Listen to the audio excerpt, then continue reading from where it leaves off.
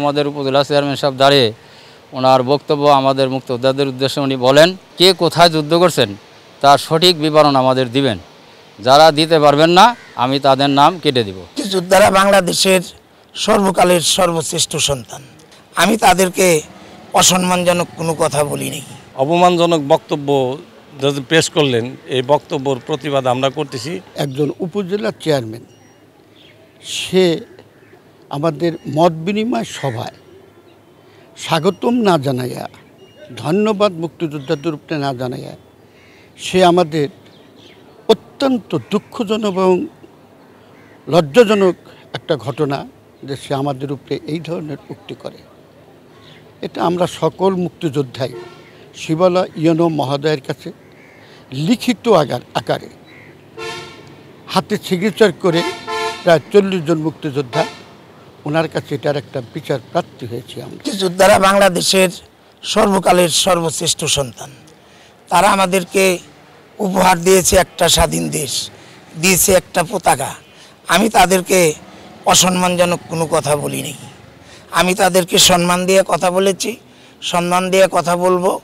আমি তাদের সাথে সবসময় থাকব এবং মুক্তিযোদ্ধাদের যে সমস্ত কর্মকাজ আছে তাদের সাথে আমি একাত্ম প্রকাশ করি। আমরা একটা সুষ্ঠু বিচার উপজেলা পরিষদ আমাদের আমাদের কমান্ডার নেই, উনি এখন ইউনো সাহেব আমাদের প্রশাসক, আমাদের কমান্ডের, সে আমাদের মুরব্বী। এখন ওনার কাছে আমরা লিখিত একটা দরখাস্ত করছি।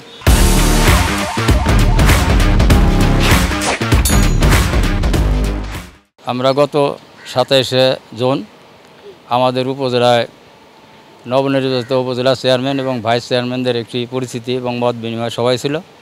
ওই সভায় আমাদের উপজেলা নির্বাহী অফিসার মুক্তিযোদ্ধা হিসেবে আমাদেরকে লিখিতভাবে আহ্বান করছিলেন। আমরা ওই মিটিংয়ে উপস্থিত হয়েছিলাম এবং আমাদের মুক্তিযোদ্ধাদের পক্ষ থেকেও তাকে সম্বর্ধনা দেওয়ার জন্য বক্তব্য দিয়েছিলাম। এই মিটিংয়ে সর্বশেষ আমাদের উপজেলা চেয়ারম্যান সাহেব দাঁড়িয়ে ওনার বক্তব্য আমাদের মুক্তিযোদ্ধাদের উদ্দেশ্যে উনি বলেন যে আগামী 16ই ডিসেম্বর উপলক্ষে, বিজয় দিবস উপলক্ষে আমি একটি বই লিখব।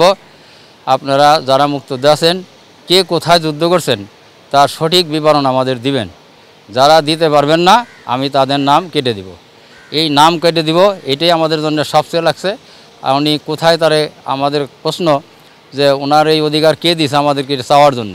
আলটিমেটামে আমাদের ছিল যে ইউনো বরাবর আমরা এই কথাটাই বলছি যে আপনি এই যে উনি আমাদেরকে অপমানজনক বক্তব্য যদি পেশ করলেন, এই বক্তব্যের প্রতিবাদ আমরা করতেছি।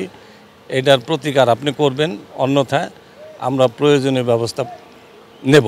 বীর মুক্তিযোদ্ধারা জাতির শ্রেষ্ঠ সন্তান, তো তাদের কোনো রকমের কোনো অসম্মান হোক বা তারা কোনো মনে কষ্ট পাক, এরকমের কোনো কাজ আমরা আসলে কাউকে করবো না এবং কাউকে করতেও দিব না। তো এখানে যে বিষয়টা হচ্ছে সেটা একটা ভুল বোঝাবুঝি হয়েছে। তা আমরা একটা ডেট ঠিক করেছি, আমরা উভয় পক্ষকে নিয়ে বসবো এবং আমি দৃঢ়ভাবে বিশ্বাস করি যে এই বসলে এই ভুল বোঝাবুঝিটার অবসান হয়ে যাবে।